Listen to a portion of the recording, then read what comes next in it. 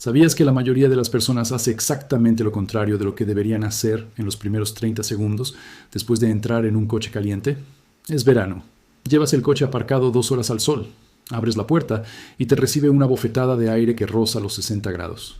Te sientas, giras la llave, pones el aire acondicionado al máximo y esperas. Y esperas. Y sigues sudando. Lo que casi nadie sabe es que existe una combinación concreta de botones, en un orden concreto, que puede bajar la temperatura del habitáculo mucho más rápido de lo que estás acostumbrado.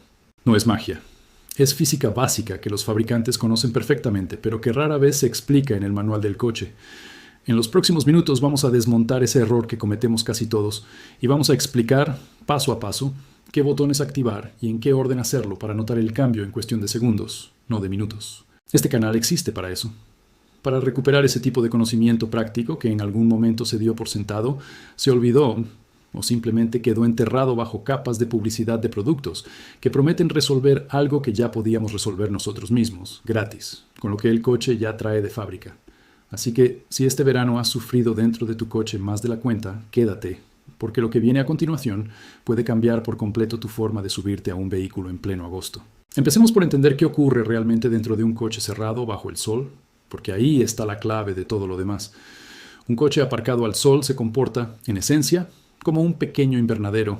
La luz solar atraviesa el cristal sin apenas perder energía, golpea los asientos, el salpicadero y el suelo, y esos materiales la convierten en calor. Ese calor, en cambio, no puede escapar con la misma facilidad por el cristal, se queda atrapado dentro. Según varios estudios sobre temperatura interior de vehículos, en un día de 35 grados, el interior de un coche puede superar los 60 grados en menos de una hora, incluso con las ventanillas ligeramente entreabiertas. El salpicadero, en concreto, puede llegar a superar por sí solo temperaturas todavía más altas porque es la superficie que más luz directa recibe. Esto explica algo que quizás te haya pasado. Cuando entras en el coche, el aire que respiras no es el más caliente. El aire más caliente está pegado al techo y concentrado alrededor del salpicadero, porque el aire caliente pesa menos y tiende a subir. Es la misma razón por la que, en una habitación con calefacción, hace más calor arriba que abajo. Y aquí aparece el primer error que casi todo el mundo comete sin saberlo. Cuando subimos al coche, cerramos las puertas, encendemos el motor y activamos el aire acondicionado al máximo con las ventanillas subidas, en realidad estamos obligando al sistema de refrigeración a enfriar todo ese aire abrasador que ya estaba atrapado dentro.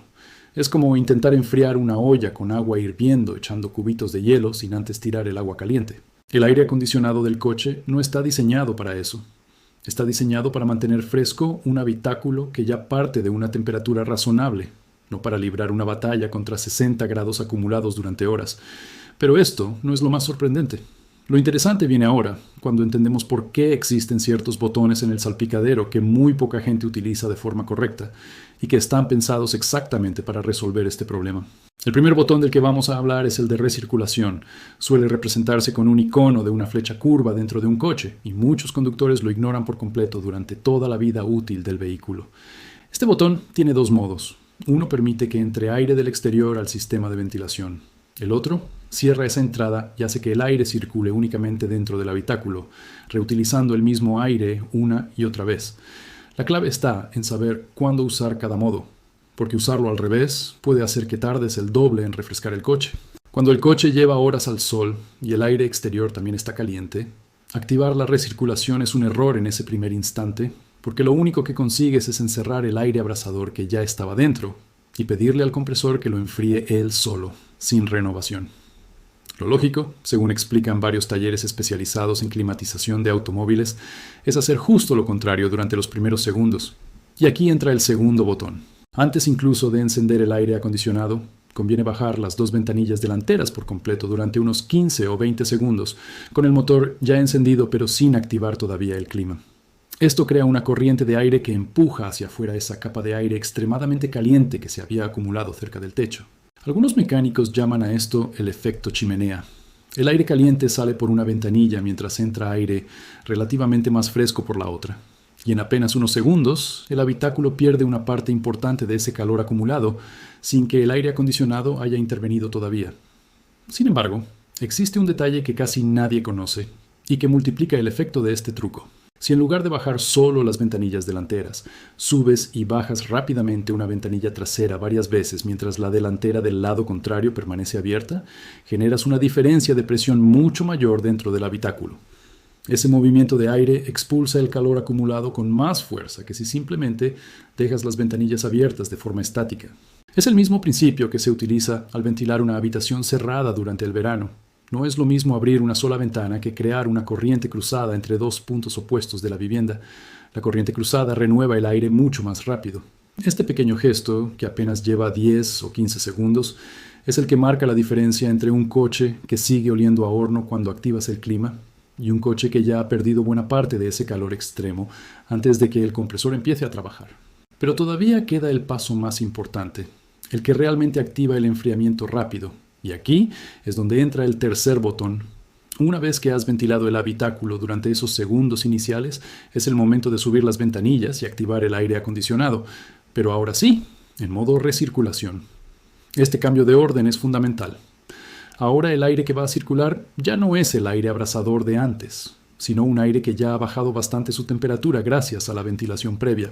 Al activar la recirculación en este momento, el sistema deja de introducir aire caliente del exterior y se dedica exclusivamente a enfriar una y otra vez ese mismo volumen de aire que ya partía de una temperatura más razonable. Es la diferencia entre pedirle al compresor que enfríe aire nuevo constantemente, que siempre viene caliente desde fuera, o pedirle que siga bajando la temperatura de un aire que ya no vuelve a calentarse desde el exterior. La segunda opción es, sin comparación, mucho más rápida. Diversas fuentes de fabricantes de automóviles y talleres especializados coinciden en que este es precisamente el modo recomendado para lograr un enfriamiento rápido en días de mucho calor, mientras que el modo de aire exterior se recomienda más para trayectos largos, cuando ya no se busca velocidad de enfriamiento, sino calidad del aire y evitar el exceso de humedad en los cristales.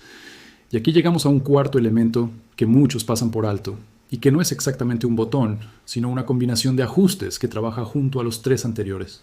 La velocidad del ventilador y la posición de las rejillas de ventilación también influyen, y bastante, en la rapidez con la que notas el cambio.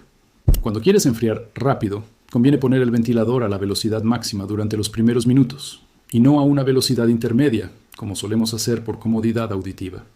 Una velocidad alta mueve mucho más volumen de aire por minuto, lo que significa que el aire ya frío que sale de las rejillas desplaza antes al aire caliente que todavía queda atrapado en las esquinas del habitáculo, bajo los asientos o cerca de las piernas. En cuanto a las rejillas, orientarlas hacia arriba y no directamente hacia el cuerpo ayuda a que el aire frío, que por naturaleza tiende a bajar, se reparta mejor por todo el habitáculo antes de concentrarse solo en la zona del pecho. Es un pequeño matiz, pero mejora bastante la sensación de enfriamiento general, no solo puntual. Lo que ocurrió después, cuando varios talleres empezaron a medir con termómetros la diferencia real entre seguir este proceso y el método habitual de subir ventanillas y encender el aire acondicionado al máximo, cambió por completo la forma de recomendar este procedimiento a los clientes.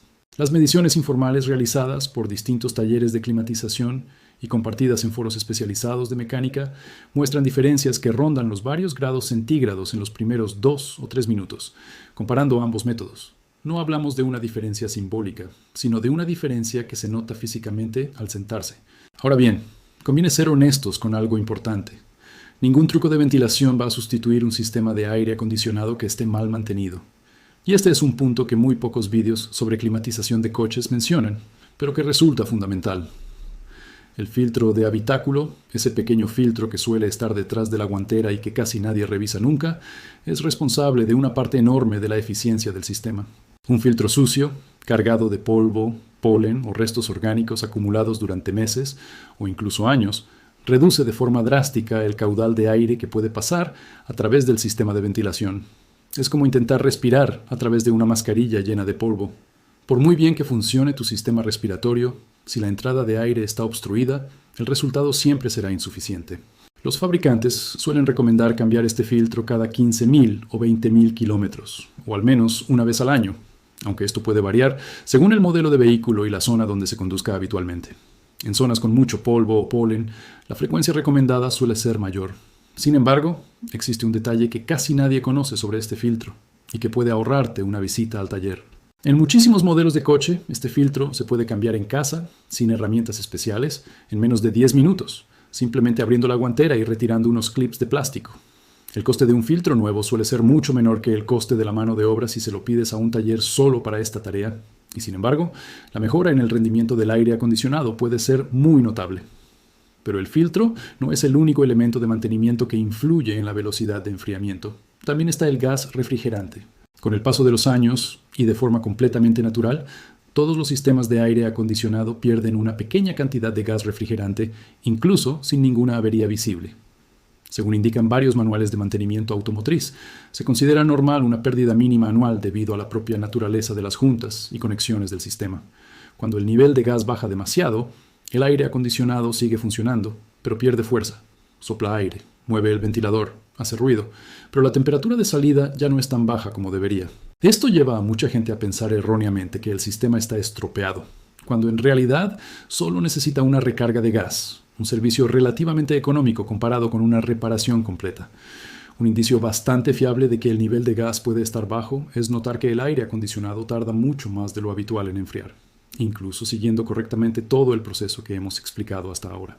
Si aplicas la ventilación cruzada, activas la recirculación en el momento adecuado y pones el ventilador al máximo, pero aún así el coche sigue tardando muchísimo en refrescarse, es una señal razonable para revisar el nivel de gas en un taller de confianza. Pero volvamos a algo que se puede aplicar hoy mismo, sin gastar ni un euro, y que complementa todo lo anterior de una forma muy sencilla. Existe una diferencia enorme entre aparcar un coche al sol directo y aparcarlo, aunque sea parcialmente, a la sombra. Parece obvio, pero pocas personas planifican realmente dónde aparcan pensando en esto. Un parasol reflectante colocado en el parabrisas, esos que se pliegan y suelen llevar una superficie plateada, puede reducir de forma notable la cantidad de calor que se acumula en el salpicadero. Precisamente porque bloquea buena parte de la radiación solar directa antes de que llegue a convertirse en calor dentro del habitáculo. Su coste suele ser muy bajo y sin embargo su efecto acumulado, día tras día, verano tras verano, es mucho mayor de lo que parece a simple vista. No solo hace que el coche tarde menos en enfriarse cuando subes, sino que también protege al salpicadero y a la tapicería del deterioro que provoca la exposición constante al sol. Otro gesto sencillo que muchos conductores desconocen es dejar una rendija mínima en alguna ventanilla cuando el coche va a estar aparcado durante horas bajo el sol, siempre que las condiciones de seguridad del lugar lo permitan. Esa pequeña abertura no sirve tanto para que entre aire fresco, sino para que el aire caliente que se genera dentro tenga por dónde escapar, en lugar de acumularse sin salida como ocurre en un habitáculo completamente sellado. Ahora bien, aquí conviene hacer una pausa importante, porque hay un mito muy extendido que merece ser aclarado con cuidado. Circula la idea de que dejar las ventanillas completamente abiertas en un coche aparcado o dejar puertas y maletero abiertos durante un rato antes de subir enfría el coche de forma significativa. La realidad, según explican varios especialistas en climatización vehicular, es que este efecto es mucho más limitado de lo que parece, especialmente en días de calor extremo y sin viento, porque el aire exterior también está caliente y apenas existe intercambio real si no hay corriente. El truco de la ventilación cruzada que hemos explicado antes funciona mucho mejor precisamente porque se realiza con el coche en movimiento o con el motor encendido, generando una corriente de aire activa y no simplemente dejando las ventanillas abiertas de forma estática mientras el coche está parado. Esto nos lleva a otro punto interesante, relacionado con algo que mucha gente hace de forma automática sin pensar en si realmente ayuda o no. Encender el aire acondicionado nada más arrancar el motor, antes incluso de empezar a circular, es menos eficaz de lo que parece, porque el compresor del aire acondicionado funciona mejor cuando el motor ya tiene cierto régimen de revoluciones. En ralentí, es decir, con el coche parado y el motor al mínimo, el compresor trabaja con menos fuerza y el enfriamiento tarda más en notarse. Por eso, muchos técnicos recomiendan realizar el proceso de ventilación cruzada mientras el coche todavía está parado y activar después el aire acondicionado ya en modo recirculación justo cuando empiezas a circular, aprovechando que el motor gana revoluciones de forma natural al moverse. Diversas fuentes históricas indican, de hecho, que los primeros sistemas de aire acondicionado instalados en automóviles, allá por mediados del siglo XX, eran mecanismos completamente independientes del motor, enormes, poco eficientes, y estaban pensados casi exclusivamente para vehículos de gama alta, en climas muy cálidos, como ciertos estados del sur de Estados Unidos. No fue hasta varias décadas después cuando el aire acondicionado se integró de forma estándar en la mayoría de los vehículos. Y curiosamente, muchos de los principios básicos de ventilación que hemos explicado hoy ya se conocían entonces, aunque con el tiempo fueron quedando en un segundo plano. sustituidos por la confianza ciega en que basta con pulsar un botón y esperar. Esa es, en el fondo, la raíz del problema. No es que el conocimiento no exista, es que la comodidad moderna nos ha hecho depender tanto de la tecnología que hemos dejado de entender cómo funciona realmente lo que usamos todos los días. Y esto conecta directamente con el mensaje central de este canal. No se trata de rechazar la tecnología ni de complicarse la vida innecesariamente.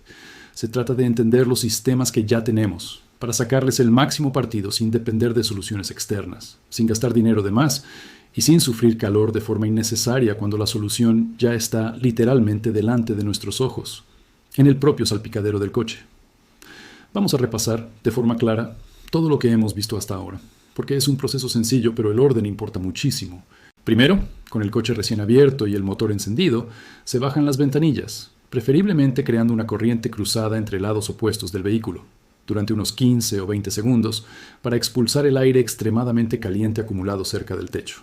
Segundo, se suben las ventanillas y se activa el aire acondicionado en modo recirculación, no en modo aire exterior, para que el sistema se dedique a enfriar el aire que ya está dentro, sin tener que luchar constantemente contra aire caliente que entra desde fuera. Tercero, se coloca el ventilador a velocidad alta durante los primeros minutos y se orientan las rejillas hacia arriba, para que el aire frío se reparta por todo el habitáculo lo antes posible. Y cuarto, una vez que el habitáculo ya se ha enfriado, se puede bajar la velocidad del ventilador y, si el trayecto es largo, cambiar a modo de aire exterior para mejorar la calidad del aire y evitar el exceso de humedad en los cristales.